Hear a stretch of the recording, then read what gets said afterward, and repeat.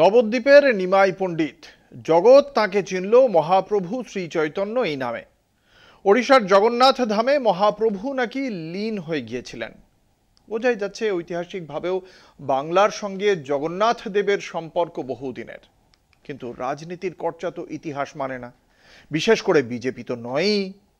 চোখের পলকে তারা ইতিহাস থেকে পুরো মোগল যুগটাকে বাদ দিয়ে দিতে পারে।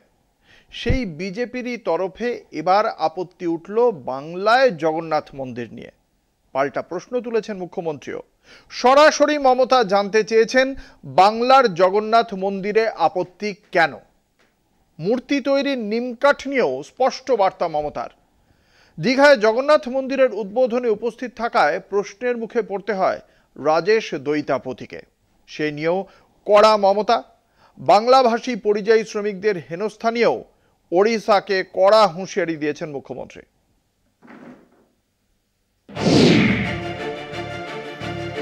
দীঘায় জগন্নাথ মন্দির উদ্বোধনের পর থেকেই বিতর্কে মুখ্যমন্ত্রী। পুরীতে জগন্নাথ ধাম থাকা সত্ত্বেও কেন দীঘাতে জগন্নাথ মন্দির তৈরি করা হলো, সেই নিয়ে প্রশ্নের মুখে পড়তে হচ্ছে মমতাকে।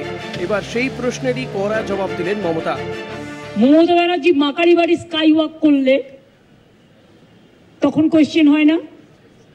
মমতা ব্যানার্জি দক্ষিণেশ্বর মন্দিরে স্কাই ওয়াক করলে তখন কোয়েশ্চেন হয় না? মমতা ব্যানার্জি দুর্গাপুজো করলে তখন কোয়েশ্চেন হয় না? মমতা ব্যানার্জি কালী পুজো করলে তখন কোয়েশ্চেন হয় না? জগন্নাথ ধামটা খুব গায়ে লেগেছে না? বাংলায় জগন্নাথ মন্দিরে আপত্তি কেন?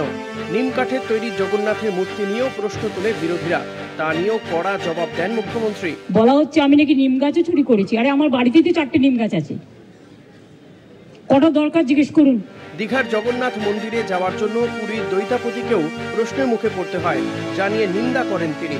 ওটা নিয়ে এসছেন দৈত্যপতি, যে জায়গা থেকে বলছে সে জায়গা থেকে নয়। তাকে কাল ডাকা হয়েছিল, আমি শুনেছি। তিনি স্টেট বলে দিয়েছেন না, তোমরা যেটা বলছো সেটা নয়, এটা আমি আমার নিজে অন্য জায়গা থেকে করেছি। উড়িষ্যার বিপদে সবসময় পাশে দাঁড়ায় বাংলা। বাংলায় জগন্নাথ মন্দির নিয়ে আপত্তি কেন, প্রশ্ন মমতা। আমি উড়িষ্যাকে ভালোবাসি। যখন আপনাদের সাইক্লোনে ইলেকট্রিসিটি সব ভেঙে যায়, সমস্ত রাস্তার পাইপগুলো, ওয়্যারগুলো নষ্ট হয়ে যায়, আপনারা আমাদের ইঞ্জিনিয়ার চান আমাদেরও সাইক্লোন হয়, তা সত্ত্বেও আমরা কিন্তু পাঠাই। উড়িষ্যা, বিহার, উত্তরপ্রদেশ, মহারাষ্ট্রে বাংলাভাষী পরিযায়ী শ্রমিকদের মারধর করা হচ্ছে, সেই নিয়েও হুঁশিয়ারি দেন মুখ্যমন্ত্রী। আমি তাই উড়িষ্যা গভর্নমেন্টকে, বিহার গভর্নমেন্টকে, রাজস্থান গভর্নমেন্টকে এবং আমার চিফ সেক্রেটারি আজকে চিঠি পাঠাচ্ছেন হোম সেক্রেটারিকেও। ডিজি অলরেডি উড়িষ্যার ডিজির সাথে সম্ভবত কথা বলেছেন। আপনাদের সুমতি হোক, শুভবুদ্ধি হোক। বর্তমানে ধর্ম নিয়ে রাজনীতি নয়া ট্রেন্ড। দীঘার জগন্নাথ মন্দিরও তার ব্যতিক্রম নয়।